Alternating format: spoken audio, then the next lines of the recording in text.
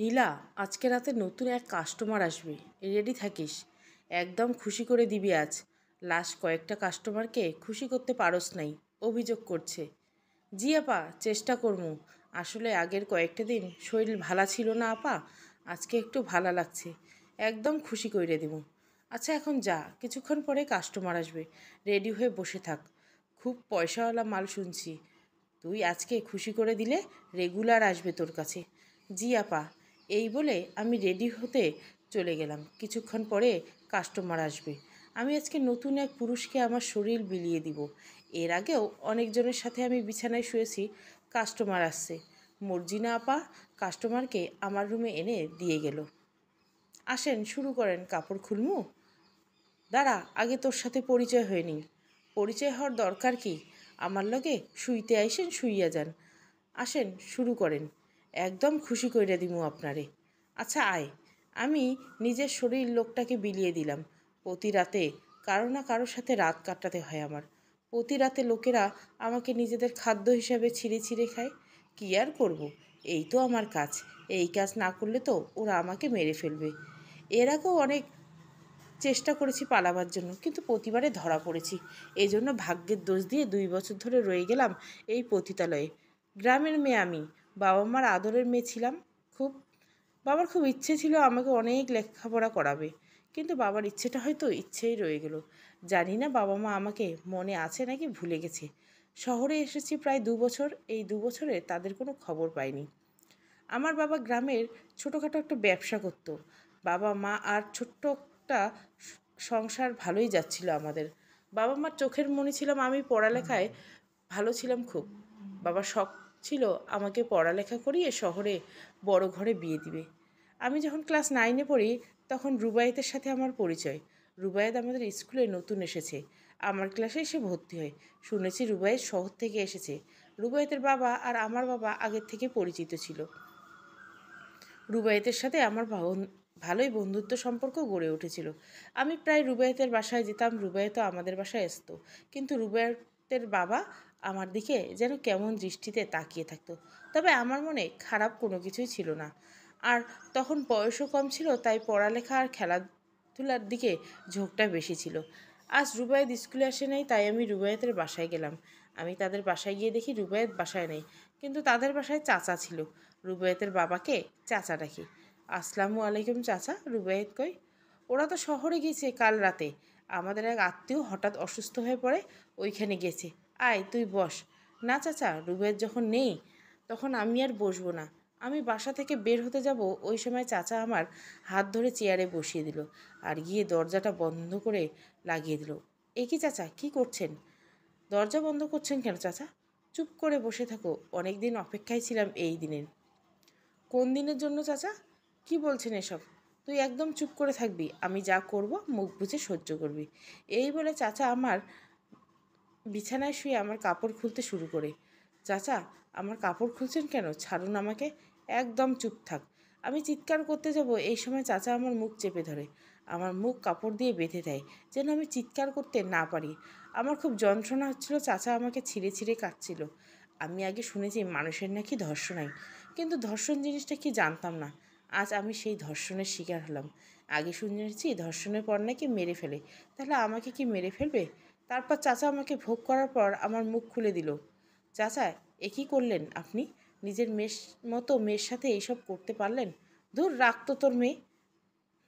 তুই একটা খুব ভালো মাল, তোকে শহরে বিক্রি করতে পারলে অনেক টাকা ইনকাম হবে। তখন আমি কান্না করতে লাগলাম, আর চাচা আমাকে 2টা থাপ্পড় দিয়ে বলল, এই মেয়ে একদম চুপ থাক।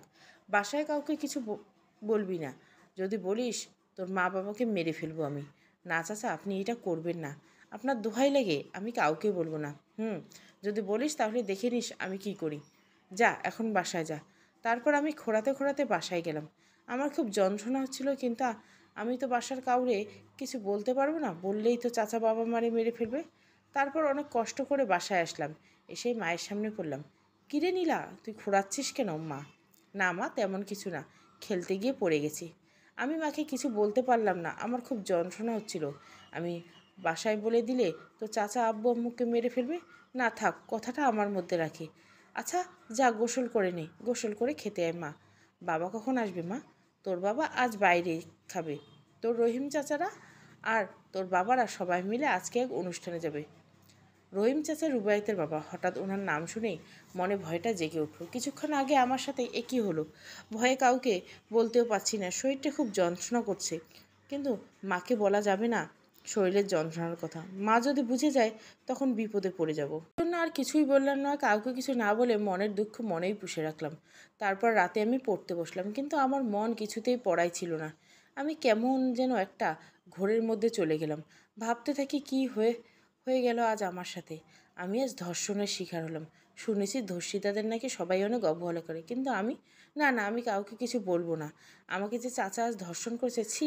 এখন শুধু একটা কথা ভাবতে লাগলাম, জানি না আমার ভাগ্যে কী আছে। নীলা, ও নীলা, হঠাৎ বাবা ডাক দিল।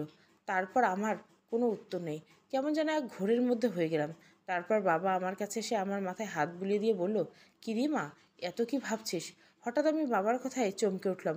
বাবা, তুমি আসছো? সকাল থেকে তোমারে দেখলাম না, কই ছিলে সারাদিন? আমি ছিলাম তোর রহিম চাচার সাথে। এখন বল, তুই কেমন আছিস? আমি সাথে সাথে বাবাকে জড়িয়ে ধরলাম আর বাবাকে বললাম, আলহামদুলিল্লাহ বাবা, আমি অনেক ভালো আছি, অনেক অনেক ভালো আছি। তুমি শুধু আমার জন্য দোয়া করো বাবা। কি হয়েছে রে মা তোর? হঠাৎ বাপের জন্য এত ভালোবাসা কই থেকে আইলো? না বাবা, কিছু না। তুমি হাত মুখ ধুয়ে কিছু খেয়ে নাও। তারপর বাবা চলে গেল। আমি আবার নিজের পড়ার দিকে মনোযোগ দিতে চাইলাম, কিন্তু পারলাম না। সকালের দৃশ্য যেন আমার চোখের সামনে বারবার ভেসে উঠছে। কি হিংস্র মানুষটা নিজের মেয়ের মতো মেয়ের সাথে এমন করতে পারলো। এরপর দিন সকালে আমি স্কুলে যাওয়ার জন্য তৈরি হলাম। হঠাৎ আমার মনে পড়লো রেজিস্ট্রেশনের জন্য যে আজকে টাকা নিয়ে যেতে হবে বলছে। বাবা, ও বাবা, বাবাকে ডাক দিলাম। তোর বাবা তো সকালে শহরে গেছে একটা কামে। সকাল সকাল বাবারে নিয়ে কি করবি মা? মা, আমার স্কুলে কিছু টাকা লাগবে। এক কাম কর, তুই স্কুলে যাওয়ার পথে রহিম চাচার কাছ থেকে টাকা লইয়া যাইস। কইবি তোর বাবা কইছে। আমাদের বাবার থেকে টাকা না থাকলে, বাবা শহরে গেলে টাকার প্রয়োজন হলে রহিম চাচার কাছ থেকে টাকা নেই, কিন্তু কাল রহিম চাচা আমার সাথে যা করলো, এতে আমি ওনার সামনে যাব কেমনে? উনি যদি আবার আমার সাথে কিছু করেন তখন? মা, তুমি যাইয়ে নিয়ে আসো, আমি পারবো না। আমি ঘরে মেলা কাজ আছে। তুই তো রহিম চাচার ঘরে গিয়ে রুবায়েতের লগে একেবারে স্কুলে যাইস। মা, রুবায়েত তো শহরে গেছে। কে বলল? আমি তো কাল রাতে রুবায়েতের মায়ের লগে কথা কইছি। আমার কথা শুনে আশ্চর্য হয়ে গেলাম। রুবায়েত তো শহরে গেছে। কাল রহিম চাচা বলছিল তারা কয়েকদিন শহরে থাকবে, কিন্তু কাল রাতে মা রুবায়েতের মার সাথে কথা বলছে। আমি কিছুই বুঝলাম না, আমার মাথায় সব ঘুরছিল কালকের ব্যাপারটা। তারপর আমি স্কুলে যাওয়ার পথে রহিম চাচার ঘরে গেলাম ভয়ে ভয়ে। গিয়ে দেখি সবাই বাসাতে আছে। রুবায়েত তখন স্কুলে যাওয়ার জন্য রেডি হচ্ছিল।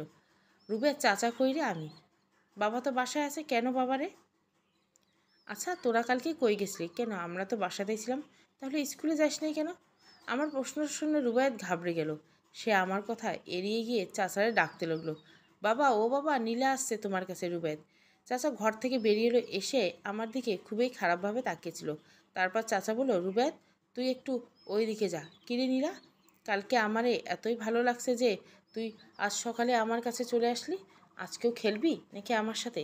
চাচা, দোহাই লাগে আপনার, এইসব কথা কইয়েন না।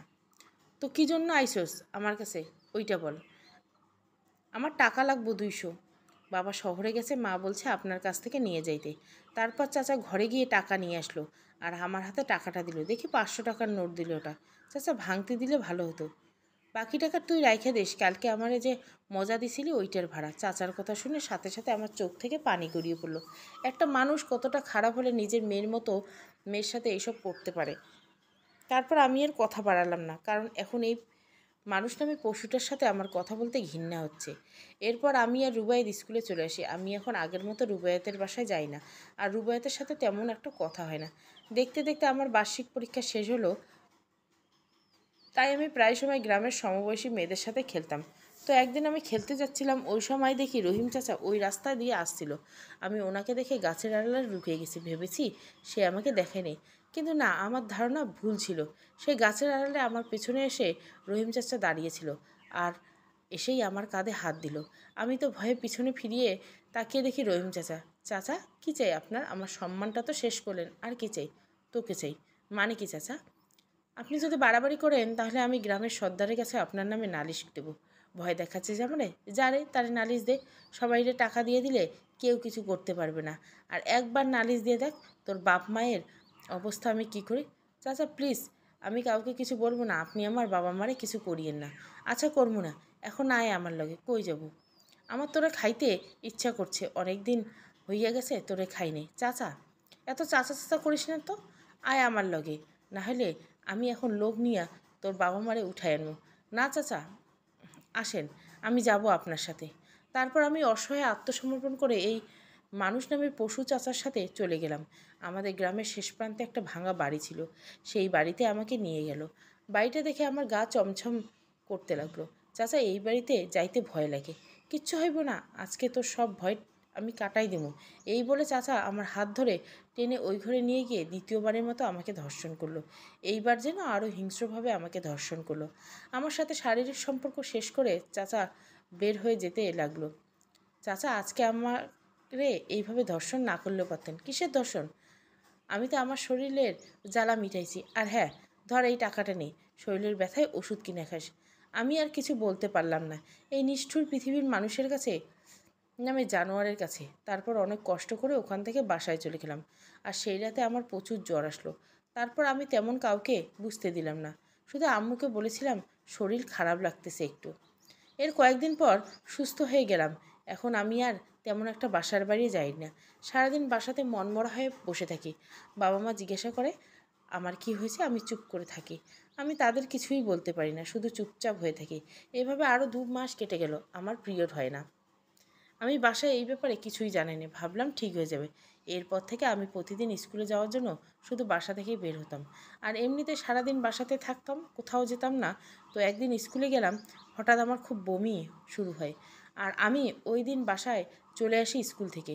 বাসায় আসার পর মা জিজ্ঞাসা করলো, কিরে নীলা, কী হয়েছে তোর? মা, কিছু না, বমি হয়েছে একটু। ও, গরম পড়তাছে খুব, তাই হয়তো শরীর দুর্বল। আচ্ছা কিছুক্ষণ বিশ্রাম নেই। আচ্ছা মা। তারপর শরীর খারাপ থাকার কারণে আমি কয়েকদিন স্কুলে যাইনি। আর আমার বমিটা প্রায় সব সময় হতো। ব্যাপারটা জানি না মা বুঝতে পারলো কি না।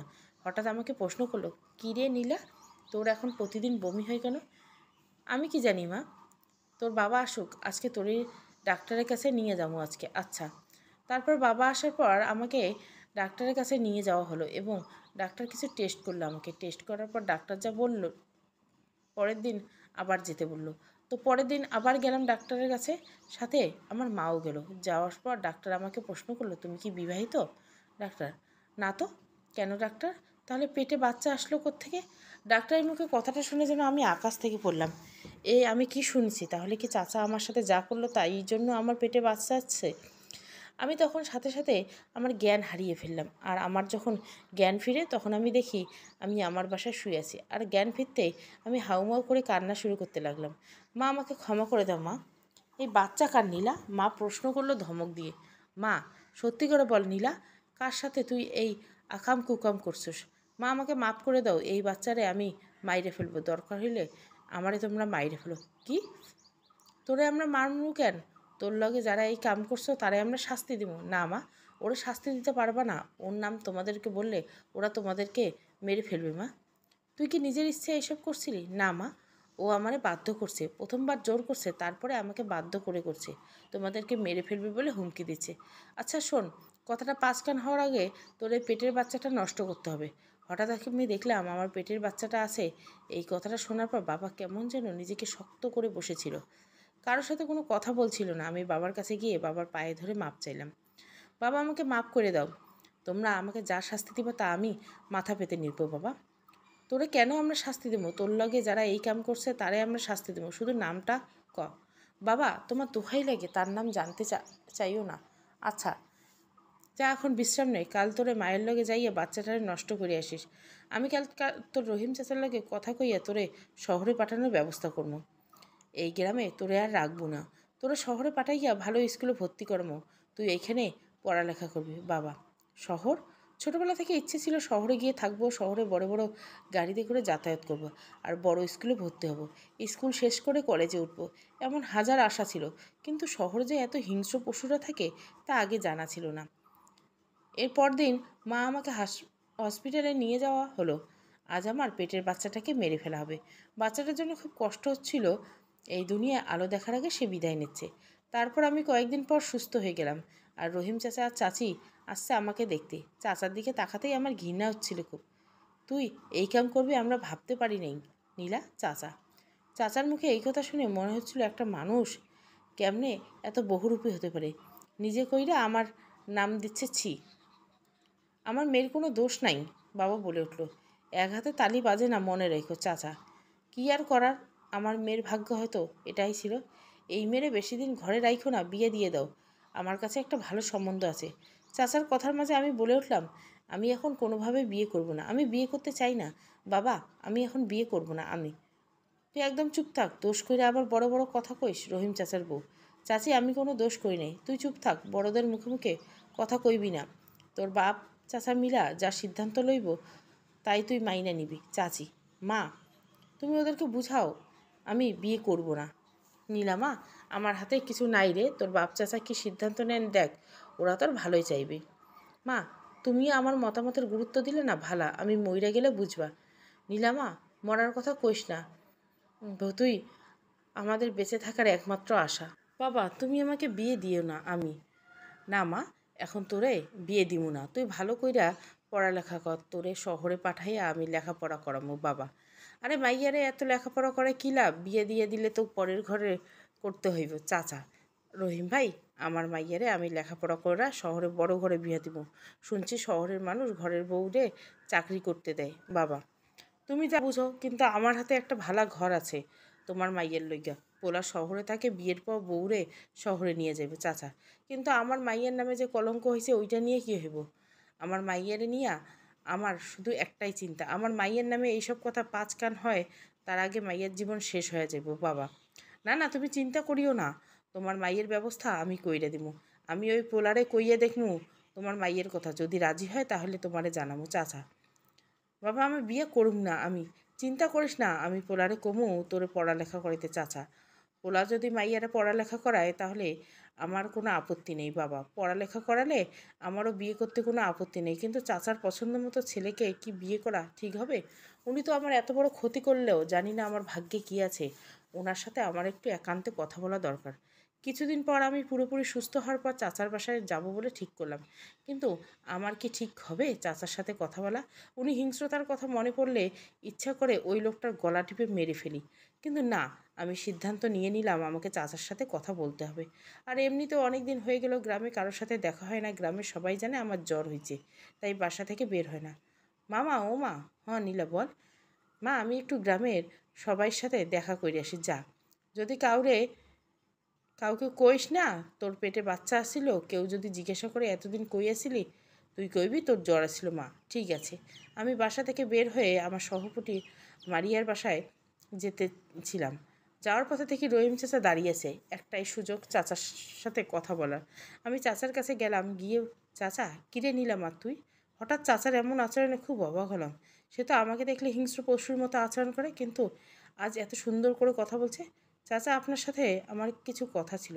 বল মানিলা। চাচা, আপনি আমার এত বড় ক্ষতি কেন করলেন? আমার ভুলের মাসুল করতেই তো তোরে এক ভালা পোলার হাতে তুইলা দিমু। তোরে আমি বিয়া দিমু, আমার নিজের টাকা দিয়ে তোরে বিয়ে দিমু। কিন্তু আমি আপনার পছন্দ করা ছেলেকে বিয়ে করব না। নীলামা, জানি তুই আমার উপর রাগ কইরা আসোস। মা, আমি আমার ভুল বুঝতে পারছি, তুই আমারে মাফ করে দে। আমি তোরে এই পলার লাগে বিয়ে দিমু, নিজের ভুলের মাসুল করমু। তোর দোহাই লাগে তুই রাজি হয়ে যা, আমারে আমার ভুলের মাসুল করতে দে। কিন্তু কোনো কিন্তু না, ওই পোলা তোরে বিয়ে করতে রাজি হয়েছে। আমি আজকে তোর বাপেরে কমু, কালকে পোলা তোরে দেখতে আসবো, আর সপ্তাহখানেক পর ভালো একটা দিন দেখে তোরে বিয়ে দিমু। আমি এখন যাই, তুই যেখানে যাইতেছিলি যা, তোর বাপের কাছে যাই আমি শুভ খবরটা দিয়ে আসি। এদিকে আমি তো চাচার ব্যবহার দেখে রীতিমতো অবাক। এই লোক কি সত্যি নিজের ভুল বুঝতে পেরেছে নাকি কোনো চাল চালছে? সব কিছু আমার মাথায় কেমন যেন ঘুরছিল। কিন্তু হঠাৎ এই লোকের এত পরিবর্তন কেন? এইসব চিন্তা করতে করতে আমি আমার সহপাঠীর বাসায় চলে আসলাম। কিরে, এই যে নীলা, মারিয়া, কেমন আছিস? আমি ভালো। তোর শরীর ঠিক হয়েছে? হ্যাঁ। তোর বাসায় সবাই কেমন আছে? ভালো। শুনছি তুই নাকি বিয়ে করতেছস। কে বলল? কেন, রহিম চাচা তো গ্রামের সবাইকে বলতেছে তোর নাকি শহরে বড় বাড়িতে বিয়ে হবে, উনি নাকি ওনার টাকা দিয়ে তোরে বিয়ে দিবে। জানি না, আমি বাবা মা জানি। আমি জেনেও না জানার ভান করলাম। জানোস নীলা, রহিম চাচা অনেক ভালো রে, তোরে নিজের টাকা দিয়া নিজে ছেলে ঠিক করে বিয়ে দিচ্ছে। আমি মারিয়ার কথা শুনে মনে মনে বলছিলাম, তুই তো জানোস না লোকটা কত বড় লুচ্চা। কিন্তু আজকে রহিম চাচার ব্যবহার আমাকে খুব অবাক করলো। আল্লাহ হয়তো ওনারে বুঝ দিছে। তারপর আমি মারিয়ার সাথে কথা শেষ করে বাসার দিকে রওনা দিলাম। বাসায় গিয়ে দেখি বাসায় কেমন যেন একটা আমেজ, সবার মুখে হাসি। আর রহিম চাচা, বউ, রহিম চাচা, রুবাইয়া সবাই আমাদের বাসায়, আরও কিছু গ্রামের সহপাঠীরাও ছিল। আমি বাসায় ঢুকতে সবাই বলা শুরু করলো, বিয়ের কন্যা আইছে, তাহলে কি আমরা বিয়ের জন্য সব ঠিক হয়ে গেছে? আমার মনে এখনও সন্দেহ হচ্ছিল, আমার কি বিয়েটা করা ঠিক হবে? নীলা, মা তুই আইসস? আম্মু বলে উঠলো, জি মা, কালকে তোরে পোলা দেখতে আইব, পোলা নাকি তোরে বিয়ে করতে রাজি হয়েছে। আর মা জানোস, আজকে আমার খুব খুশি লাগতেছে, তোরে বিয়ে দিয়া চিন্তামুক্ত হমু, পোলা তোরে পড়ালেখা করাইব। আচ্ছা মা, আর শোন, একটু সুন্দর করে সাইজা আয়। এখন কেন সাজবো? একটু সাইজা আয় না, আমার পরীর মতো মেয়েটাকে একটু সাজা অবস্থায় দেখতে চাই। আচ্ছা মা। তারপর আমি রুমে গিয়ে সেজে আসলাম। বাবা চাচারা সবাই একসাথে বসেছিল। আয় মা নীলা, মাশাআল্লাহ নীলা মা, দেখো আমাগো মাইয়াটা কত সুন্দর লাগতেছে বাবা। তখন সবাই আমাকে নিয়ে কথা বলছিল। সবার আনন্দ দেখে আমার নিজেরও খুব খুশি লাগছিল। অনেকদিন পর বাবা মার মুখে হাসি দেখলাম। এতদিন আমার চিন্তায় বাবা মা ভালো করে খাওয়া দাওয়া করে নাই। যাক, আমার বিয়েটা নিয়ে আমার বাবা মা খুশি থাকলেই হলো। এর পরদিন ছেলে আমাকে দেখতে আসলো, আমাকে ছেলের সামনে নিয়ে যাওয়া হলো। কিন্তু ছেলের বয়স আমার থেকে অনেক বেশি, প্রায় 40-45 বছরের মতো হবে। আমার এই ছেলেকে মোটেও পছন্দ হয়নি। ছোটবেলা থেকে আশা করেছিলাম সালমান শাহর মতো ছেলেকে বিয়ে করব। আমার জন্মের আগে সলমান শাহ মারা গেলে সলমান শাহকে অনেক ভালো লাগতো, কিন্তু এই ছেলে তো সলমান শাহের নখের যোগ্য না। আর ছেলেটা কেমনভাবে যেন তাকায়। আমার এই ধরনের চাহিনি মোটেই ভালো লাগে না। কি বাবা আসাদ, আমাদের নীলামাকে কেমন লেগেছে চাচা? আসাদ আমাকে দেখতে আসা ছেলেটার নাম। জি চাচা, মাশাআল্লাহ অনেক সুন্দর। আসাদ, আলহামদুলিল্লাহ। আলহামদুলিল্লাহ। ইমাম, মিষ্টি আনো, তোমার মেয়ে নীলারে বাবা আসাদের পছন্দ করছে। চাচা, ছেলে পছন্দ হচ্ছে শুনে সবাই মহাখুশি, কিন্তু ছেলের পছন্দ হলেই তো হবে না, আমারও তো ছেলেকে পছন্দ করতে হবে। কিন্তু কেউ তো আমাকে একবার জিজ্ঞাসা করলো না ছেলেরে আমার পছন্দ হয়েছে কিনা। আর জিজ্ঞাসা না করলেই নেই, ছেলে চলে গেছে, আমি নিজের থেকে বলবো ছেলেকে আমার পছন্দ হয়নি। তাহলে বিয়ের দিন তারিখ ঠিক করে ফেলি আজকে। চাচা, এত তাড়াতাড়ি সব কিছু কইরে ফেলমো? আর পোলার বাপমার লগে তো কথা কইতে হইব আমাগো। বাবা, আরে ওইসব নিয়ে তোমার চিন্তা করতে হবে না। মনে করো পোলার বাপ মা আমি, আর পোলার বাপ মা আইব না। পোলার বাপ আমারে অনেক বিশ্বাস করে, আমার খুব ভালো বন্ধু। আমি যার লগে বিয়ে দিব পোলার বাপ তাতেই খুশি। আচ্ছা, তাহলে বিয়ের দিন ঠিক করো তোমরা। আগামী শুক্রবার বিয়ে পড়াই দেই। শুক্রবার তো আর মাত্র 4 দিন, এত তাড়াতাড়ি কী আয়োজন করতে পারবো বাবা? আরে পারবো, সব পারবো, আমি তো আছি। এরপর শুক্রবার বিয়ের দিন ঠিক হলো, কিন্তু আমার তো ছেলেকে মোটেই পছন্দ হয় না। ছেলে হয়তো দুপুরে খেয়ে যাবে। ছেলে যাওয়ার পরে বলবে সবাই যে এই ছেলেকে আমি বিয়ে করব না। দুপুরে খাওয়ার শেষে সবাই বসে গল্প করছে, ছেলেও সাথে ছিল। ইমাম, শোনো, আশাদের বিয়ের দিন পর্যন্ত আমার বাসায় থাকবে, বিয়ে করে নীলারে একেবারে নিয়ে যাইব গা। চাচা, ঠিক আছে। এই রুবায়েত, শোন, তোর আসাদ ভাইরে বাসায় নিয়ে যা, আমি তোর ইমান চাচার লগে কথা কইয়া আসতেছি। চাচা, আচ্ছা বাবা। রুবায়েত ছেলেকে নিয়ে চলে গেল। এক্ষুনি সুযোগ সবাইকে বলার, ওই ছেলেকে আমার পছন্দ না। বাবা, আমি তোমাদেরকে কিছু বলতে চাই। বল মা। বাবা, ওই ছেলেকে আমার পছন্দ হয় না, ছেলে পুরোই বুড়া। ইমাম, তোর মাইয়ার এসব কি কয়? বিয়ের দিন তারিখ সব ঠিক হয়ে গেছে, এখন তোর মাইয়া কয় পোলার পছন্দ হয়নি। মেরে বুঝাও ইমান, এই পোলা হাতছাড়া হইয়া গেলে তোর মাইয়া আর জামাই পাইব না। এমনিতে তোর মাইয়ার একটা কলঙ্ক আছে। নীলা মা, এমন করিস না দয়া কইরা। এই পোলা তোরা সুখে রাখবো, তোরা পড়ালেখা করাইবো। বাবা, তুমি বলাতে আমি রাজি হয়েছি, কিন্তু বিয়েটা করতে রাজি হয়েছি, নিরুপায় হয়ে বললাম। আমি বাবার কথা ফেরাতে পারলাম না। আর চাচার কথা তো ঠিক, আমার তো একটা কলঙ্ক আছে। তার উপর যদি এই বিয়ে ভেঙে যায়, তাহলে আমাকে সারা জীবন আইবুড়ো হয়ে থাকতে হবে। কিন্তু বিয়ে করতে আমার মোটেও ইচ্ছা করছে না। বাবা মার মুখের দিকে বিয়েটা করতে রাজি হলাম। এরপর এক একটা দিন করে বিয়ের দিন ঘনিয়ে আসলো। ঘরে বিয়ের আমেজ, সবাই অনেক খুশি, কিন্তু আমি ছাড়া। আমাকে বিয়ের সাজে সাজানো হলো। দেখো দেখো আমাগো নীলারে কত সুন্দর লাগতেছে, নজর না লাগুক কারো। বাবা, তুমি তো ওরে নজর লাগাই দিতেছো মা। আচ্ছা শোন, বরপক্ষ বাহিরে আইসে গেছে, কিছুক্ষণের মধ্যে এইখানে আইসে যাবে। সব ঠিকঠাক আছে তো? সব ঠিকঠাক আছে। কিছুক্ষণ পর ছেলে চলে আসলো, আমাকে বিয়ের আসরে নিয়ে গেল। আমাদের বিয়ে পড়ানো হলো। এইবার বিদায়ের পালা। আমার বুকটা ফেটে যাচ্ছিল, মা বাবাকে ছেড়ে এই প্রথমবার এত দূরে যাচ্ছি। মা, আমি যাচ্ছি, তোমরা ভালো থাইকো, আর তোমরা আমারে দেখতে যাইও। ঠিক আছে মা। বাবার মুখের দিকে দেখা যাচ্ছিল না, যেন বাবার রুহুটা কেউ নিয়ে চলে যাচ্ছে। বাবা মার মুখের দিকে দেখে ইচ্ছে করছিল সারা জীবন ওদের সাথে থেকে যাই, কিন্তু এইটা তো এখন সম্ভব না। আমি এখন অন্যের বউ, মেয়েদের বিয়ের পর শ্বশুরবাড়িতে থেকে যেতে হয়, এটাই নিয়ম। তারপর আমাকে শহরে ছেলের বাসায় নিয়ে আসালো, কিন্তু একই ঘরে তো কেউ নেই। বাবার মুখে শুনেছিলাম ছেলের বাবা মা নাকি বাসায় আছে, কিন্তু কেউ ছিল না। আপনার বাবা মা কই? আমি আব্বা আম্মা তো একটু আমার বড় বোনের বাসায় গেছে, কিছুদিন পর চলে আসবে, তুমি একদম চিন্তা করো না। আসাদ, আজ আমাদের বাসর। আমি ঘরে বসে আছি, কিছুক্ষণ পর আসাদ আসলো। সে আমার পাশে এসে বসলো, সে আমার হাত ধরতে যাবে, ওই সময় আমি উঠলাম। আচ্ছা, আপনি কি জানেন আমি ধর্ষিতা? আমার পেটে বাচ্চা আসছিল। আমি বলে উঠলাম, হ্যাঁ জানি, আর এও জানি তোমাকে রহিম চাচা দর্শন করেছে। আপনাকে কে বলল? রহিম চাচা বলছে তুমি এইসব নিয়ে চিন্তা করো না, আমি তোমার পাশে আছি। কথাটা শুনে মনে মনে ভাবলাম, ছেলেটা কি আসলে ভালো নাকি ভালো হওয়ার অভিনয় করছে? কোনো ছেলে কি একটা ধর্ষিতা মেয়েকে বিয়ে করতে রাজি হতে পারে? আমার মনে নানান ধরনের প্রশ্ন ঘুরপাক খাচ্ছিল। তারপরেও খুব ভালোই আমাদের বিয়ে হয়েছে, প্রায় 3 মাস হতে চলেছিল। আসাদ আমার সাথে খুবই ভালো ব্যবহার করতো। এরপর আসাদ আমার আস্তে আস্তে ভালো লাগতে শুরু করলো। আসাদ সারাদিন বাসার বাইরে থাকতো আর রাতে আসলে আমার সাথে সময় কাটাতো। আমি এতদিনে ছেলেটাকে যা বুঝলাম, ছেলেটা খারাপ না। এর মধ্যে আমি আমার বাবার বাড়ি থেকে ঘুরে এসেছি। আমার মা বাবা একবার আমাকে দেখতে এসেছে, আর আসাদের সাথে আমার সংসার ভালোই চলছিল। তারপর হঠাৎ কে যেন এসেছে, দরজায় ঠোকা দিচ্ছে, কিন্তু এই সময় কে হতে পারে? আসার তো এখন আসার কথা না। আর এইখানে তেমন কেউ আসে না। অনেকক্ষণ ধরে দরজা ঠোকা দিচ্ছে, তারপর আমি ভয়ে ভয়ে দরজা খুলতে গেলাম। দরজা খুলে যা দেখি তার জন্য আমি মোটেও প্রস্তুত ছিলাম না। দরজা খুলে দেখলাম রহিম চাচা দাঁড়িয়ে আছে, রহিম চাচার সাথে আসাদ আর কিছু লোক। চাচা, আসসালামু আলাইকুম, ভালো আছেন? হ্যাঁ, ভালো আছি। চাচা কেমনভাবে যেন আমাকে উত্তর দিলেন। আমি আসাদের দিকে তাকিয়ে বললাম, কী গো, আপনি এখন এসে গেছেন যে? কাজ থেকে ছুটি নিয়েছেন নাকি? আর লোকগুলো কারা? তারপর আসাদ বলল, ওরা তোরে নিতে আসছে। আমাকে নিতে আসছে মানে? হ্যাঁ, তোরা ওদের কাছে বিক্রি করে দিছি। কি? আমি আপনার বিয়ে করাবো, আপনি আমারে কেন বিক্রি করছেন? মানে কি? বিয়ে করা বউরে কি কেউ বিক্রি করে নাকি? হ্যাঁ করে। যে বিয়ে হয়েছে টাকার লোভে, সেই বিয়ে বিক্রি হয়। টাকার লোভে মানে? হ্যাঁ, তোরে আমরা বিয়ে করে দিছি 2 লাখ টাকা দিয়ে। 2 লাখ টাকার মধ্যে 50,000 টাকা আমার, 1,50,000 টাকা রহিম চাচার। তোর জায়গা আজকে থেকে পতিতালয়ে। আমি তো আশাদের কথা শুনে রীতিমতো অবাক। তাহলে কি চাচা বিয়ের আগে আমার সাথে অভিনয় করে? আমার বিয়ে শুধু একটা অভিনয় ছিল আমাকে শহরে আনার জন্য? আশাদের এতদিনের কথা শুনে তো একবারও মনে হয়নি আশাদ আমার সাথে এমন করতে পারে। আমি এখন কি করব? আমি এখন অসহায়।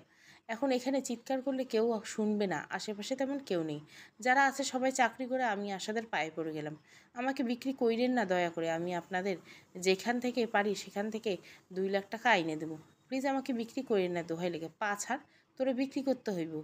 এই তোমরা ওরা নিয়ে যাও। চাচা, চাচা আমাকে মাফ করে দেন, আমি ওদের সাথে যাবো না, আমার বাপ মা কষ্ট পাইবে অনেক। এত কিছু শোনার জন্য আসি নাই, এই তোমার ওরে লইয়া যাও। আমি যাব না। সোজা আঙ্গুলে ঘি না উঠলে আঙ্গুল বাঁকাইতে হবে। তোরে সোজা করার ওষুধ আমার জানি। ওই তোরা খাড়ায় খাড়ায় আসস কেন? ঘুমের ওষুধটা মাইরা দে। তারপর তারা একটা ইঞ্জেকশন বের করে আমার হাতে ঢুকিয়ে দিল। তারপর আর আমার কিছু মনে ছিল না। আমার যখন জ্ঞান ফিরল, তখন নিজেকে একটা ঘরে আবিষ্কার করলাম। আমার সামনে একটা মেয়ে বসে আছে। আমার জ্ঞান ফিরেছে দেখে সে বাইরে চলে গেল। আমি চিৎকার করে বলতে পারলাম, এখানে কে আছো? আমাকে এখানে আনা হয়েছে কেন? আমাকে ছেড়ে দাও। তারপর একটা মহিলা রুমে ঢুকেছে। মহিলা একটা শাড়ি পরে আছে। শাড়ি হয়তো নামে পড়েছে কামিনা। সারা শরীর স্পষ্ট বোঝা যাচ্ছে মহিলার। আমি বুঝতে পারলাম আমাকে পতিতালয়ে আনা হয়েছে। এখানে আমি আছি, আমি মর্জিনা, যা বলার আমাকে বলো। আমাকে যাইতে দেন এখান থেকে। যাইতে দিব বললে হয় না? আপনারা আমাকে এইখানে কেন আনছেন? তোরা বিক্রি করে দিছে রহিম আর আসাদ মিলা। রহিম আর আসাদ আমাদের 1 বছর পর নতুন নতুন মেয়ে এনে দেয় বিভিন্ন ধরনের গ্রাম থেকে। এই বছর তোরে আনছে। আপনার দোহাই লেগে আমাকে ছাইড়ে দেন। ছাড়া তো যাইব না, তুই আমাদের লগে মিলেমিশে থাক। 2 বেলা 2 মুঠো ভাত খাইতে দেবো, আর রাতের বেলা কাস্টমারের লগে ফুর্তি করবি। আমি পারুম না কিছুতেই। তোর মতো এইখানে সবাই বলছে পারবে না, কিন্তু এখন ওরা ভালোই টাকা কামাই করে। এই মনির কাস্টমার নিয়ে আয়, আজকে আমাদের নতুন মাল আছে। কাস্টমার মানে? কাস্টমার মানে আজকে রাতে তোর সঙ্গী, খুশি কইরা দিস, বুঝছস তো আজকে। এই বলে মর্জিনা রুম থেকে চলে গেল, আর একটা লোক রুমে এসে দরজা বন্ধ করে দিল। খবরদার আমার কাছে আইবেন না, আইলে কিন্তু খারাপ হইয়া যাইব। কাছে যাব না তুই বললে হবে নাকি? তোরে আজকে রাতের জন্য 5,000 টাকা দিয়ে কিনছি। মর্জিনা আপা বলছে নতুন মাল নাকি তুই। আপনার দোহাই লেগে ছাইড়ে দেন।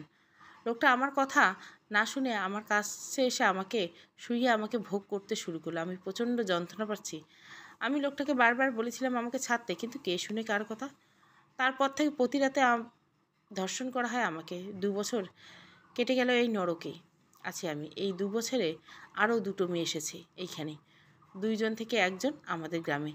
তাকেও বিয়ে দেওয়ার নাম করে রহিম চাচা শহরে এনেছিল। বিয়ের কয়েক মাস পর তাকে এখানে নিয়ে এসেছে। এই 2 বছরে বাবা মার সাথে কোনো যোগাযোগ হয়নি। জানি না বাবা মা কেমন আছে। আমাদের গ্রামের মেয়েটার কাছ থেকে শুনেছি রহিম চাচা নাকি গ্রামের সবাইকে বলছে আমি আশাদের সাথে দেশের বাইরে গেছি। আশাদের নাকি চাকরি হয়েছে দেশের বাইরে। বাবা মা হয়তো ভাবছে আমি সুখেই আছি, তাই তারা হয়তো ভালোই আছে। কিন্তু তারা তো জানে না আমি কোন নরকের মধ্যে আছি।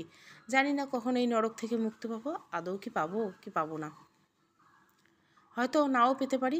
আর আমার সাথে আমার মা বাবার কোনো যোগাযোগ নেই। আমি ওদেরকে যদি বলতাম আমার বাবা মার সাথে একটু কথা বলতে দিতে, ওরা দিত না, উল্টো আমার উপর নানান ধরনের নির্যাতন করত।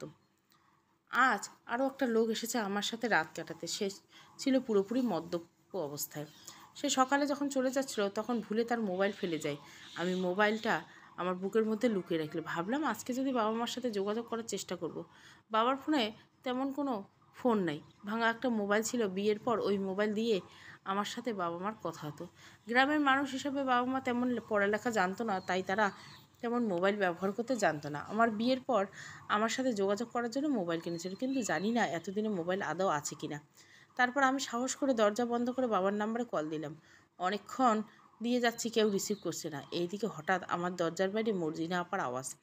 এই নীলা, ঘরে কোনো মোবাইল আছে নাকি দেখতো, দরজা খোল। মোবাইল পেয়ে থাকলে কাউকে কল দেওয়ার চেষ্টা করিস না, যদি কল দিস তাহলে দেখিস তোর খবর আছে আজকে রাতে। আমি শুধু চুপচাপ থাকলাম। এদিকে মর্জিনা আপা দরজা বাজাতে লাগলো, আর আমি বাবার মোবাইলে কল দিয়ে যাচ্ছি, কেউ কল ধরছে না। আমি মোবাইল থেকে তাড়াতাড়ি নাম্বারটা ডিলিট করে মোবাইলটা বালিশের নিচে রেখে গেলাম আর দরজা খুলে গেল। কিরে নীলা, তোর দরজা খুলতে এত দেরি হয়েছে কেন? আপা, আসলে কালকে সারা রাত ঘুমাইতে পারিনি, তাই ঘুমাই গেছিলাম, খেয়াল ছিল না। আচ্ছা, মোবাইল পাইছো যে এই রুমে? না তো, পাইনি, খুঁজে দেখি। আচ্ছা, আমি দাঁড়ায় আছি, আমার সামনে খুঁজে দেই আমাকে। আমি একটু অভিনয় করে এখানে ওখানে খুঁজলাম, পরে বিছানার কাছে গিয়ে বালিশের নিচে থেকে মোবাইলটা বের করে দিলাম। আপা, ধরেন মোবাইল, পাইছি। মোবাইলটা কার?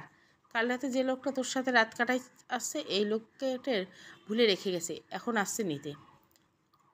মর্জিনা আবার রুম থেকে বের হয়ে গেলে আমি পারলাম না বাবা মার সাথে যোগাযোগ করতে। আমি রুমে বসে বসে কান্না করতে লাগলাম। এই নরকে আর থাকতে পারছি না। প্রতিনিয়ত দম বন্ধ হয়ে আসছে, মাঝের মধ্যে ইচ্ছে করে নিজেকে শেষ করে দিতে, কিন্তু জীবনের মায়ায় আর পারি না নিজেকে শেষ করতে। এভাবে আরও কয়েকটা মাস কেটে গেল এই নরকে। প্রতিদিন নতুন নতুন লোক আসে আমাকে ভোগ করতে। তারপর নীলা, নীলা, কই তুই? মর্জিনা আপা আমাকে ডাকছে, হয়তো নতুন কেউ এসেছে। আমি মর্জিনা আপার কাছে গেলাম, যা ভেবেছিলাম তাই। নতুন আরেকটা ছেলে দাঁড়িয়ে আছে। এতদিন পর্যন্ত আমাকে যতগুলো লোক ভোগ করছে সবার বয়স কমসে কম 30-এর ওপর হবে, কিন্তু আজকে যে ছেলেটা বয়স একটু কম, হয়তো 20, 22, 25 বছরের মধ্যে হবে। ছেলেটাকে দেখে মনে হলো অনেক দিন খাওয়া হয় দাওয়া করেনি, নেশা করে হয়তো। কিন্তু ছেলেটার জামাকাপড় বেশ দামি, কোনো বড়লোক বাবার বিগড়ে যাওয়া সন্তান। নীলা, আসস? জি আপা। ওরা তোর রুমে নিয়ে যা, তোর আজকে রাতের সঙ্গী। হ্যাঁ, আসেন। তারপর আমি এই রুমে চলে গেলাম। আমার পিছু পিছু ছেলেটা আসলো। ছেলেটা রুমে ঢুকে বিছানায় বসলো। আমি দরজা বন্ধ করে দিয়ে নিজের কাপড় খুলতে যাচ্ছিলাম, ওই সময় ছেলেটা বলে উঠলো, এই মেয়ে, জামা কাপড় খোলার দরকার নেই। আমি এইখানে তোমার সাথে কিছু করতে আসিনি, আমি একটু শান্তি পেতে এসেছি। বন্ধুদের থেকে শুনেছি রাতের বেলা পতিতলায় শান্তিতে ঘুমানো যায়, আর আমার এই সময় একটু শান্তি দরকার, ছেলেটা বলল। এটা আমার জীবনে প্রথম ছেলে যে আমাকে একলা পেয়েও ভোগ করতে চাইছে না। জানি না ছেলেটা কি হয়েছে। ছেলেটার থেকে কি জিজ্ঞাসা করা ঠিক হবে? আচ্ছা, জিজ্ঞাসা করে দেখে। জানেন, এই পতিতালয়ে 2 বছর ধরে আছি, এই পর্যন্ত কোনো লোক আসেনি যে আমাকে ভোগ করতে আসেনি, সবাই ভোগ করতে এসেছে। আচ্ছা, আপনার কি হয়েছে একটু বলবেন? দেখে তো মনে হচ্ছে বড়লোক ঘরের ছেলে। হ্যাঁ, আমি বড়লোক বাবার বিগড়ে যাওয়া ছেলে।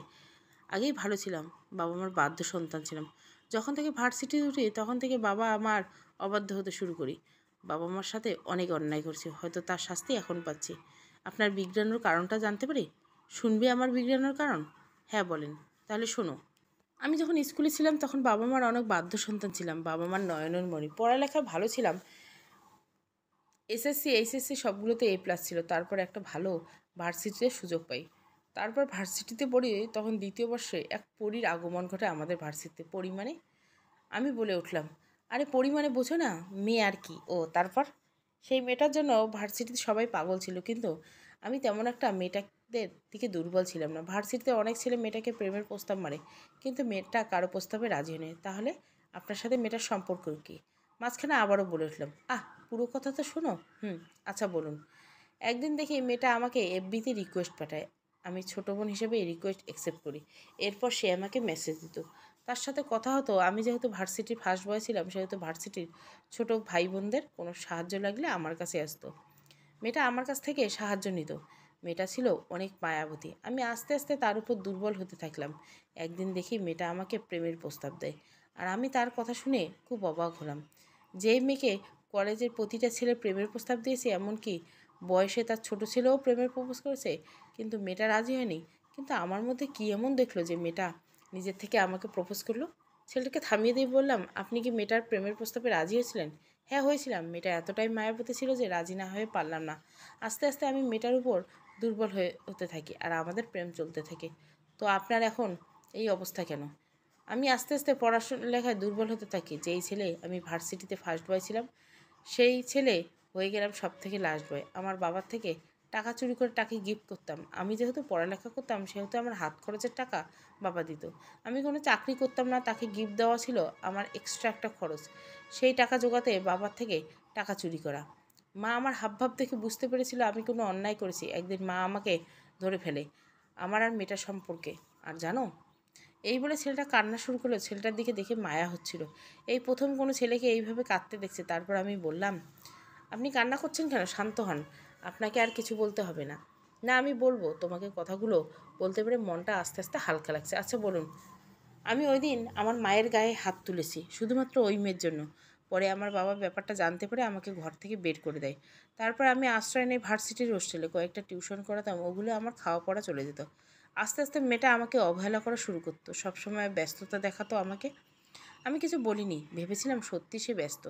এইভাবে অনেক দিন কেটে যায়। ভার্সিটির প্রায় সবাই ওর সম্পর্কে কথা জানতো। একদিন ভার্সিটির এক ছোটো ভাই এসে আমাকে একটা ছবি দেখায়। ওই ছবিতে ওই মেয়েটা একটা ছেলেটা আমাদের ভার্সিটির সবথেকে বড়লোক বাবার ছেলে। প্রতিদিন গাড়ি করে ভার্সিটিতে আসতো। আমি নিজের চোখে বিশ্বাস করতে পারলাম না যে এই মেয়েটাকে আমি এত ভালোবাসতাম, সেই মেয়ে আমার সাথে ব্যস্ততার অজুহাত দেখে অন্য ছেলের সাথে ঘুরে বেড়াচ্ছে। আমিও মেয়েটাকে কল করে আমার সাথে দেখা করতে বললাম। তারপর মেয়েটাকে আমাকে অবহেলার কারণ জিজ্ঞাসা করলে সে বলল, আমার সাথে আর সম্পর্ক রাখতে চায় না। সে এতদিন আমার টাকা, আমার মেধাকে ভালোবেসেছিল, আমাকে কোনো দিন ভালোবেসে নেই। আমার মেধা আর টাকা এখন কিছুই আমার কাছে নেই, তাই আমাকে ছেড়ে চলে গেছে। আমি ওই দিন মেয়েটার কথা শুনে অবাক হয়ে গেছিলাম। ওই দিন আমার বলার মতো কিছুই ছিল না। আমি ওই দিন চলে আসলাম মেয়েটার সামনে থেকে, কিন্তু মেয়েটার স্মৃতিগুলো আমাকে প্রতিনিয়ত মেয়েটার কথা মনে করিয়ে দিচ্ছে। আমি কোনো উত্তর খুঁজে না পেয়ে নিজেকে শান্তিতে রাখার জন্য নেশা করা শুরু করি। তারপর কিছুদিন আগে আমার কিছু ফ্রেন্ড বলছে পতিতালয় নাকি অনেক শান্তি, তাই আমার এই পতিতালয়ে আসা। ছেলেটার কথা শুনে আমার ছেলেটার উপর খুব মায়া হলো, কিন্তু আমি তো নিরুপায়। ছেলেটাকে কোনোভাবে আমি সাহায্য করতে পারবো না। আচ্ছা, আপনি মন খারাপ করবেন না। আল্লাহ তাআলা আপনার জন্য ভালো কিছু রেখেছেন। আপনি এই নেশা ছেড়ে দিয়ে আল্লাহর কাছে নামাজ পড়ে প্রার্থনা করুন। জানো, তোমাকে কথাগুলো বলতে পেরে নিজের মনে অনেক শান্তি লেগেছে। আচ্ছা, তোমার এই পতিতালয়ে আসার কারণ কি? পতিতালয়ে কেউ নিজের ইচ্ছায় কোনোদিন আসে না, আমি শুনিনি। তোমার জীবন কাহিনী আমাকে বলো, আমি শুনতে চাই। তারপর আমি ঘড়ির দিকে তাকিয়ে দেখি 6টা বাজছে। সকাল 6টা 30। মধ্যে কাস্টমারদের চলে যেতে হয়। সকাল হয়ে গেছে। আমার জীবনের কাহিনী না হয় অন্য দিন শুনবে। ঠিক আছে, তবে অন্য দিন না, আমি আজ রাতে আবার আসবো। এরপর ছেলেটা চলে গেল। ছেলেটার কথা শুনে খুব মায়া হলো। আসলে নিষ্ঠুর এই পৃথিবীতে সবাই দুঃখী, কিন্তু এক একজনের দুঃখের কারণটা ভিন্ন। তারপর আমি সারাদিন শুধু ছেলেটার কথাই ভাবছিলাম। ছেলেটা হয়তো আসলে দুঃখী। গ্রামে শুনছিলাম শহরের ছেলে মেয়েগুলো নাকি অনেক মডার্ন, 2-3 জনের সাথে প্রেম করে আর নাকি স্বভাব। কিন্তু সবাই কিন্তু এক হয় না। কিছু মানুষ হয়তো ওই ছেলেটার মতো সৎ, আর কিছু মানুষ হয়তো ওই মেয়েটার মতো ধোঁকাবাজ। কিন্তু দিন দিন ভালো মানুষের থেকে খারাপ মানুষের সংখ্যা বেশি হয়ে যাচ্ছে। কাল সারা রাত ছেলেটার সাথে কথা হলো, কিন্তু ছেলেটার নাম জানা হলো না। আজকে জেনে নেব। এভাবে সারাদিন কেটে গেলো, রাত হয়ে গেল। এখন শুধু ছেলেটার অপেক্ষা। ছেলেটা আসলে হয়তো আসতো। আজকে ছেলেটাকে বলবো তার বাবা মার থেকে মাপ চাইতে। রাত ঘনিয়ে আসলো প্রায় 12টা। রাত 11টার পর থেকে পতিতালয়ে কাস্টমার আসা শুরু করে। কিন্তু আমি ছেলেটার জন্য অপেক্ষা করছিলাম। হঠাৎ মর্জিনা আপার ডাক। নীলা, কই রে তুই? এই তো আপা, তোর কালকে রাতে কাস্টমার আবার আসছে। আমি তাকিয়ে দেখলাম ছেলেটা এসেছে। কালকে তুই ওরে কী জাদু করছিলি যে যার জন্য পোলাটা আবার আইছে? জানি না আপা। আচ্ছা যা, ওনারে লইয়ে রুমে যা। আমি ছেলেটাকে নিয়ে রুমে চলে আসছি। রুমে ঢুকে দরজা বন্ধ করে দিলাম। তারপর জিজ্ঞাসা করলাম, কেমন আছেন? ভালো। তুমি কেমন আছো নীলা? আলহামদুলিল্লাহ, আমি ভালো আছি। আপনি আমার নাম জানলেন কী করে? ওই তোমাকে আপাটা তোমার নাম ডাকলো যখন শুনলাম। আচ্ছা, তো আপনার নামটা কি জানতে পারি? আপনার নাম তো জানা হলো না। আমি কাব্য আহমেদ, নীল। আচ্ছা আচ্ছা, চলো কালকের মতো একটু গল্প করি। কি গল্প করবেন? তুমি এই পতিতালয়ে কেমনে আসলে, এই গল্প বলো। ও, আমাকে এই পতিতালয়ে আমার জামাই দিয়ে গেছে। তোমার জামাই মানে? হ্যাঁ, আমার জামাই। বাবা মার চোখের মণি ছিলাম আমি, আপনার মতো। পড়ালেখা ভালো ছিলাম, কিন্তু আমার গ্রামের এক চাচা আমাকে 2বার ধর্ষণ করে এবং আমার পেটে বাচ্চাও আসছিল। বাচ্চাটা নষ্ট করে দেয়। ওই চাচা আমাকে আসাদ নামে এক ছেলের কাছে বিয়ে দেয়। আসাদের সাথে 3 মাস সংসার, তারপরে একদিন চাচা আর আসাদ মিলে আমাকে এখানে পাঠায়। আমি কাব্যকে সব কিছু খুলে বলি বিস্তারিত। তুমিও দেখছি আমার থেকে আরও বেশি দুঃখী। আমার কথা বাদ দেন, আপনার দুঃখ কখনো শেষ হবে না। তবে হ্যাঁ, আপনাকে একটা উপদেশ দিব, রাখবেন? হ্যাঁ, বলো নীলা। আপনি আপনার বাবা মার কাছে ক্ষমা চান, ওদের কাছে বলেন আপনি ওই মেরে ছেড়ে দিয়েছেন, আর আপনি আপনার পড়ালেখা শেষ করে ওদের পছন্দমুক্ত মেয়েকে বিয়ে করে ফেলুন। আচ্ছা, আমি মাপ চাইবো, কিন্তু তোমাকে আগে এই নরক থেকে মুক্তি দিব। হঠাৎ ছেলেটার কথা শুনে আমি খুব অবাক হলাম। ছেলেটা আমাকে মুক্তি দিবে নাকি আশাদার চাচার মতো আমাকে অন্য জায়গায় চড়া দামে বিক্রি করে দিবে? আপনি কি আমাকে সত্যি মুক্তি দিবেন নাকি কৌতূহল করছেন? তোমাদের সাথে কৌতূহল করবো কেন, আমি সত্যি বলছি। কিন্তু কিভাবে, সেটা আমাকে ভাবতে হবে। আগামীকাল আমি আসলে তোমাকে জানাবো। জানেন, এই জীবনে এত প্রতারণার শিকার হয়েছে যে মানুষকে বিশ্বাস করতে খুব ভয় হয়। আমাকে হয়তো তোমার বিশ্বাস করতে ভয় হচ্ছে, কিন্তু আমি তোমার সাথে প্রতারণা করব না, এই বিশ্বাস তুমি আমার উপর রাখতে পারো। আচ্ছা ঠিক আছে, সময় বলে দিবে আপনি বিশ্বাসী নাকি প্রতারক। আমাকে বিশ্বাস করতে এখন ভয় আছে তোমার? জীবনে এতটাই প্রতারিত হয়েছে যে বিশ্বাস করতে তো একটু ভয় হবে। আচ্ছা, সকাল হয়ে গেছে, আপনি যেতে পারেন। যাচ্ছি। রাতে কিন্তু আবার আসবো। প্রতিদিন আসলে মর্জিনা আপা হয়তো সন্দেহ করবে। চিন্তা করো না, আমি তোমার মর্জিনা আপার সাথে কথা বলে নেব। আচ্ছা। কাব্য ছেলেটা গিয়ে মর্জিনা আপাকে বলতে লাগলো, এই যে শোনেন, আমার আপনার এই মেয়েকে খুব ভালো লেগেছে, আমি এখন থেকে প্রতিদিন আসবো। প্রতিদিন আসলে তো আরও এক্সট্রা টাকা দিতে হবে মর্জিনা আপা। দিব, কোনো সমস্যা নেই, আমি দিব। কাব্য। তারপর আমি ভাবলাম, ছেলেটা বলেছিল যে টিউশন খরচ দিয়ে তার দিন চলে। আচ্ছা, টিউশন খরচ তো তার খাইতে পড়তে যায়, তাহলে প্রতি রাতে পতিতালয়ে আসা টাকা কোথা থেকে পায়? কেমন যেন একটা সন্দেহ হলো মনের মধ্যে। আচ্ছা, এগুলো নিয়েও পরে ভাবা যাবে, আগে কাব্যকে বিদায় দিই। তারপর কাব্য চলে বের হচ্ছিল, কিন্তু যাওয়ার সময় আমাকে দিকে তাকিয়ে কেমন একটা হাসি দিয়ে গেল। হাসিটা দেখে মনে হচ্ছিল ওর মনে এমন কিছু চলছে যা কিছু জানি না এবং বুঝতে পারছি না। আমি আমার রুমে চলে গেলাম। কিছুক্ষণ পর মর্জিনা আপা রুমে এসে, নীলা, জি আপা, শোন, ছেলেটা ভালো করে সময় দিস। ছেলেটা তোকে বেশি পছন্দ হয়ে যায় তাহলে তোকে এখান থেকে কিনে নিয়ে যাবে চড়া দামে। আমাদের এখান থেকে এমনিতে দিন দিন মেয়ের সংখ্যা বেড়ে যাচ্ছে। তোকে কিনে নিয়ে গেলে একজন কমবে, আর তোরে জায়গাটা আরেকটা জবরদস্ত নতুন মেয়ে আনতে বলবো, আশাদার রহিমকে। আর জানোস, আমাদের বউয়ের নাকি মেয়ে হয়েছে। মর্জিনা আপা, আশাদের বিয়ে হয়েছে? জানোস না তুই? ওর তো বিয়ে হয়েছে প্রায় 5 বছর। আরও খুশির খবর কি জানোস? কি? আশাদ বলছে ওর মেয়ে বড় হলে আমাদের এই পতিতালয়ে পাঠাই দিবে। হ্যাঁ? ছি, মানুষও এমন হতে পারে যে নিজের মেয়েকে পতিতালয়ে দেওয়ার কথা বলছে? এরা কি আসলেই মানুষ না জানোয়ার? আচ্ছা শোন, তুই গোসল করে নে। আজকে থেকে আরও বেশি করে সেজে থাকবি, পোলাটারা একদম হাতের মুঠোয় নিয়ে আসবি। তারপর মর্জিনা আপা চলে গেলে আমি মর্জিনা আপার কথাগুলো শুনে অবাক হলাম। আশাদের আর একটা বউ আছে? আচ্ছা, মনে পড়ছে, ওই মেয়েটা হয়তো ওর বউ। আমি একদিন তার ঘরে একটা ছবি পাই। ছবিতে মেয়ের সাথে আশাদের ছবি। আমি আশাদকে জিজ্ঞাসা করছিলাম মেয়েটাকে। আশাদ বলেছিল ওর বোন। মানুষটা কত বড় শয়তান, তার বউ থাকা সত্ত্বেও আবার বিয়ে করছে। এই লোক শুধু আমাকে বিয়ে করে নেই, হয়তো আরও অনেক মেয়ের জীবন নষ্ট করছে। লোকটা এতটাই নিষ্ঠুর যে নিজের সদ্য জন্ম নেওয়া মেনে নাকি বড় হলে এখানে পাঠাবে। ছি, এই ছেলেটার প্রতি আমি বিয়ের পর দিন দিন দুর্বল হচ্ছিলাম। আর লোকটা আমাকে একটুও বুঝতে দিল না যে ওর আরও একটা বউ আছে। লোকটা অনেক ভালো নাটক করতে পারে। তারপর আমি গোসল করে বের হয়ে আয়নার দিকে তাকিয়ে তাকিয়ে নিজের চুল মুছতেছিলাম, কিন্তু হঠাৎ দরজার দিকে তাকিয়ে দেখলাম কে যেন আমাকে আড়াল থেকে দেখছে। আমি কে বলে চিৎকার করতে হঠাৎ সে সরে গেছে। তারপর আমি তাড়াতাড়ি দরজার কাছে গিয়ে এদিক সেদিক তাকিয়ে দেখি কেউ নেই। আমি ভাবলাম কেউ হয়তো আমাকে দেখছে আমি কি করছি। তারপর দেখতে দেখতে রাত হয়ে গেল। এখন শুধু কাব্যর অপেক্ষায়। ঘড়ির দিকে তাকিয়ে দেখলাম রাত 11টা 15। কাল তো কাব্য 12টার পর এসেছিল, আজও হয়তো 12টার পর আসবে। হঠাৎ মর্জিনা আপার ডাক, নীলা আয়, তোর কাস্টমার এসে গেছে। আপা রুমে পাঠাই দেন। আমি আয়নার দিকে তাকিয়ে ছোট্ট একটা টিপ লাগাচ্ছিলাম, আর কাব্য রুমের মধ্যে ঢুকে দরজা লাগিয়ে আমার কাছে আসতে লাগলো। আমি তার থেকে একটু দূরে যাচ্ছিলাম পিছনের দিকে, আর সে আমার দিকে এগোতে লাগছো। হঠাৎ আমি দেওয়ালের সাথে টুক করে লেগে গেলাম, আর কাব্য আমার একদম কাছে এসে বলতে লাগলো, নীলা, তোমাকে আজ অপূর্ব লাগছে। কপালে কালো টিপ, ঠোঁটে গোলাপি লিপস্টিক, সত্যি অপূর্ব লাগছে। হয়েছে হয়েছে, আর চলবে। নিষ্ঠুর পৃথিবী গল্পটা ভালো লাগলে অবশ্যই লাইক, শেয়ার এবং সাবস্ক্রাইব করবেন। এটা প্রথম পর্ব, আর একটা পর্ব ওটা শেষ পর্ব হবে। Thank you for watching.